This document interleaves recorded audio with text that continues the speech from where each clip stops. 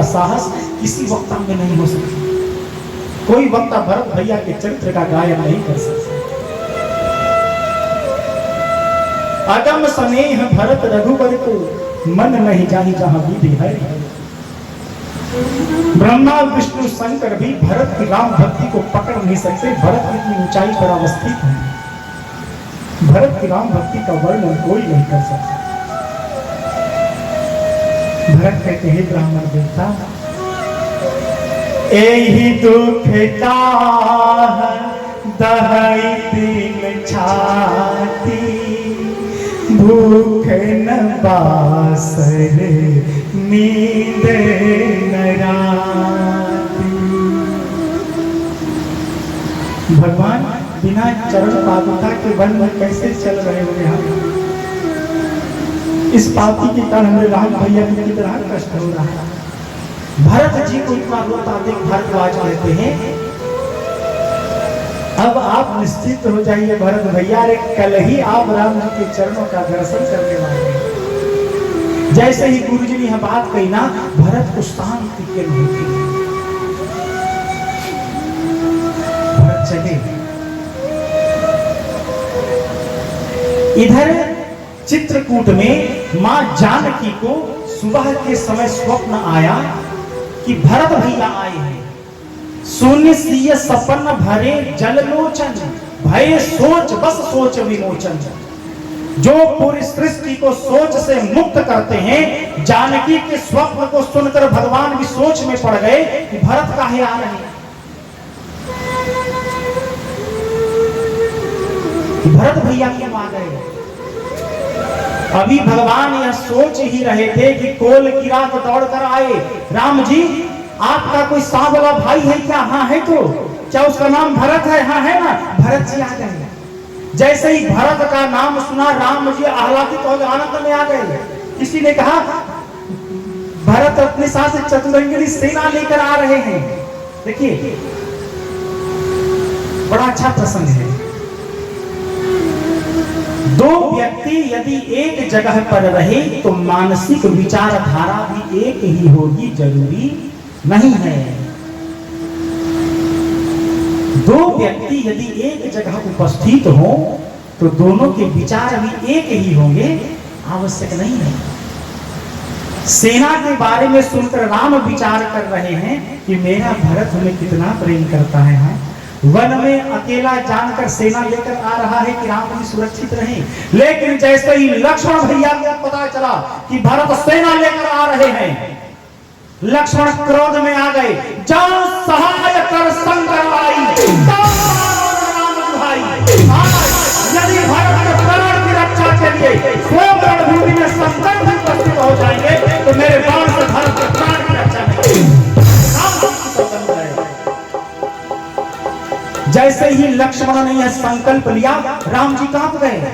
राम जी का जन्म ही हुआ है विप्रधेन सुर संत हित लिंग मनुज अवतार। ब्राह्मणों और संतों की रक्षा के लिए ही राम धरती पर आए हैं। लेकिन आज भरत जैसे परम संत के लिए लक्ष्मण वध करने की बात कह रहे हैं, राम कुछ कह नहीं पा रहे हैं। राम भी की कर्तव्य विमूढ़ है। क्या कहें? तब राम कहते हैं, लखन तुम्हारे शपथ पीतुआना, सुचि सुबंधु नहीं भरत समाना। लक्ष्मण भैया आप कहते हैं भरत को अयोध्या का राजपद प्राप्त होकर मद हो गया है। भरत न हो राजमद, विधि हरि हर पद पाई, कब होगी कांजी सीकर क्षीर से जुबिलसाई। अच्छा आप लोग बताइए, जितनी माताएं हैं घर में यदि पतीले में दूध चढ़ा दें और उसमें नींबू की एक बूंद यदि गिर जाए तो क्या होगा? दूध फट जाएगा ना। लेकिन नींबू की यही बूंद हम क्षीर सागर में गा रहे हैं, दूध के समंदर में, तो क्या दूध फटेगा? नहीं फटेगा। राम जी यही कहते हैं लक्ष्मण भैया। आप कहते छोटी सी अयोध्या के राजपद को प्राप्त करने के बाद भरत को अभिमान आ गया है, मेरे भरत को यदि ब्रह्मा विष्णु और शंकर का भी पद प्राप्त हो जाए तो मेरे भरत को अभिमान नहीं आ सकता। मुझे पिताजी की सौगंध है, मुझे आपकी सौगंध है। लगन कुमार शपथ पितुआना, सुचि सुबंध नहीं भरत समाना। इस संसार में भरत के समान कोई भाई नहीं, मुझे आपकी सौगंध है। किसी ने पूछ लिया भरत के समान भाई नहीं है, इसका अर्थ क्या लक्ष्मण के समान है? राम जी ने तुरंत कहा हम जीवन में शपथ उसी की खाते हैं जिसे प्राणों से अधिक प्रेम करते हैं। हमने लखन का शपथ खाया है, इसके लखन भी हमें प्राणों से अधिक प्रिय है। को बड़ छोट कहत अपराध, भरत और लक्ष्मण दोनों में से कौन बड़ा राम भक्त है, यह विचार करने का विषय है। निषाद राज भरत भैया को लेकर राम जी के आश्रम के पास पहुंचे। निषाद राज ने कहा भरत भैया, वो देखिए राम भैया का आश्रम, जाइए मिल लीजिए। भरत जी चले, कहत सप्रेम नाई महिमा था, भरत प्रणाम करत रघुनाथ। तात तात हा तात पुकारी, परयु भूमि तल व्याकुल भारी। जिस प्रकार एक लाठी को आप खड़ा करने के बाद छोड़ें, इसी भरत को मारने के लिए तुम बाण का संधान कर रहे थे ना, अब जब तक तुम नहीं कहोगे तब तक मैं भरत को उठाने नहीं जाऊंगा। लक्ष्मण ने कहा भैया, भरत भैया आपको प्रणाम कर रहे हैं। जैसे ही लक्ष्मण ने कहा भा, राम जी उठ गए। लक्ष्मण ने कहा राम जी दौड़ पड़े। ताक कहते कहते राम इतनी तीव्र वेग से दौड़े हैं जिस प्रकार सुदामा का नाम सुनकर कन्हैया दौड़े गए हैं, और जाकर सीधा भरत को उठाकर चेहरा नहीं देखा, सीने से लगा लिया। उठे राम सुनी प्रेम धीरा, कहीं पटका होगी सिया राम जय जय राम, राम सिया राम जय जय राम।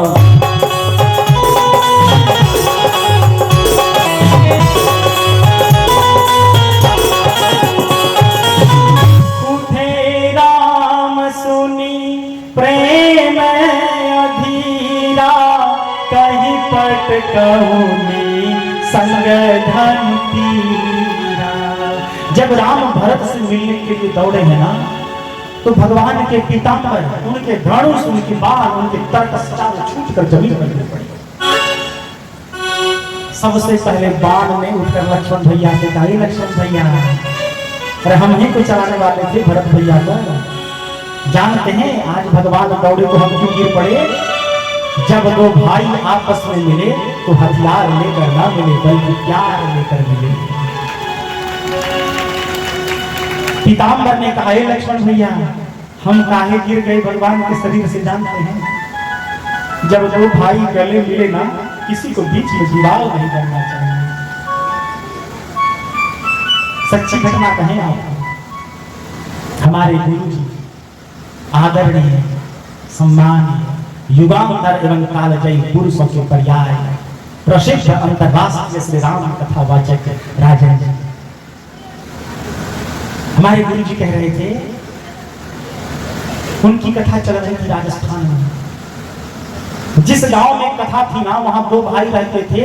दोनों भाई एक दूसरे के परम शत्रु थे। एक इस कोने में बैठता था, दूसरा उस कोने में बैठता था।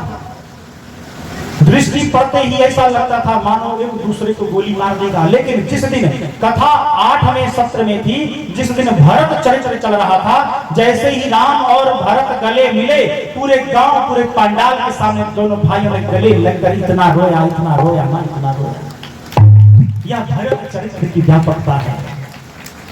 जिस घर में संध्या के वक्त और ब्रह्म मुहूर्त में रामचरितमानस की चौपाइयां गूंजती हैं, वहां भाई कभी भाई से अलग हो नहीं सकता। यह विश्वास है हमारा, करके तो देखिए। करके तो देखिए, राम और भरत का मिलन हुआ। समय की मर्यादा है, अब कथा को थोड़ा तेज करना पड़े। राम भरत में मिलाप हुआ, संधि हुई, मीटिंग बैठा।